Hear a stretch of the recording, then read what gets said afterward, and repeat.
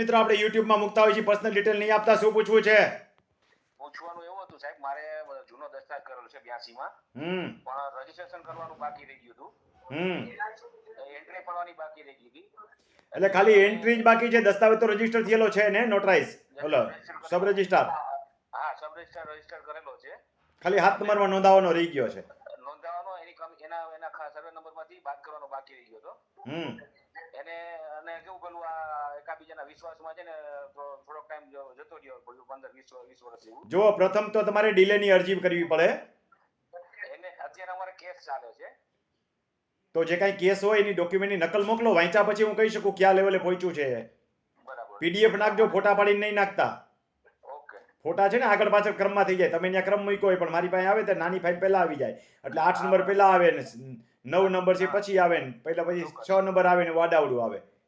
PDF નાખો એટલે વાંચીને કહું શું છે. હા, ચોક્કસ. ભલે ભાઈ. ખેડૂત મિત્રો, તમારા કોઈ પણ પ્રશ્નોના જવાબ હોય તો આપણે 3 પ્રકારે સેવા આપીએ છીએ.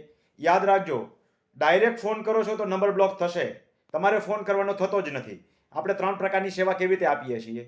યુટ્યુબની અંદર ઘણા બધા પ્રશ્નોના જવાબ છે, કોઈ મને પ્રશ્ન પૂછવાની જરૂર નથી, એમાં ટાઇટલ આપેલા છે, ટાઇટલ વાંચી લેશો એટલે તમારે ઘણું બધું સોલ્યુશન આવી જશે.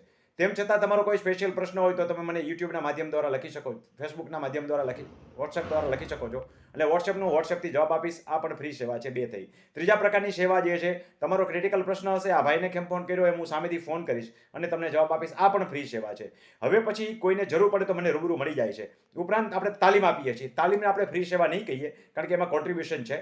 માનો કે આ ચોથો તાલીમ કેમ્પ છે, એમાં ઘણી બધી બાબતો આપણે 10 અને 11 મહિના રોજ શીખવાડવાના છે. એમાં 3000 રૂપિયા ફીસ છે, 1000 રૂપિયા ભરી અને રજીસ્ટ્રેશન કરાવે છે, એટલે યોગદાન રાશિ છે. આને આપણે ફ્રી સેવા નહીં કહીએ.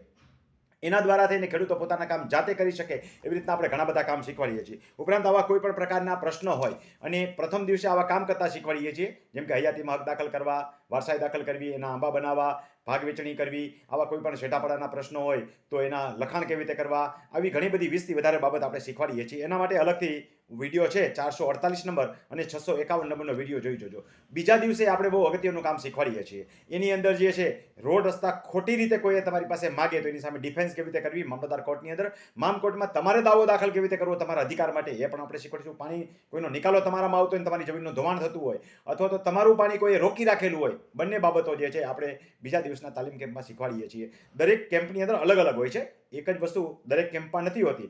આ વખતે લેન્ડ ગ્રેબિંગનો મહત્વનો મુદ્દો આપણે શીખવાડવાના છીએ ચોથા તાલીમ કેમ્પની અંદર, જેમાં ખેડૂતોની ઉપર ખોટી રીતે લેન્ડ ગ્રેબિંગ થયું તો ડિફેન્સ કેવી રીતે કરવી, ને ખરા અર્થમાં તમારી જમીન દબાતી હોય તો સાચી રીતે લેન્ડ ગ્રેબિંગ કેવી રીતે દાખલ કરવી, આવી ઘણી બધી બાબતો આપણે શીખવાડશું.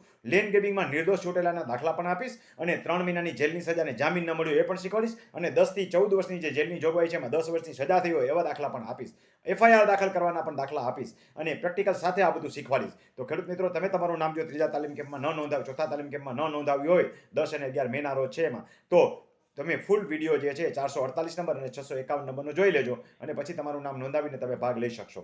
આ માહિતી એટલા માટે આપું છું કે ખેડૂતોને ઘણાને અમુક વિડીયો નથી સાંભળેલા, તો એની પાસે આ માહિતી ન હોય, એટલા માટે આ માહિતી પૂરક તરીકે આ ફોનની અંદર સાથે એડ કરું છું.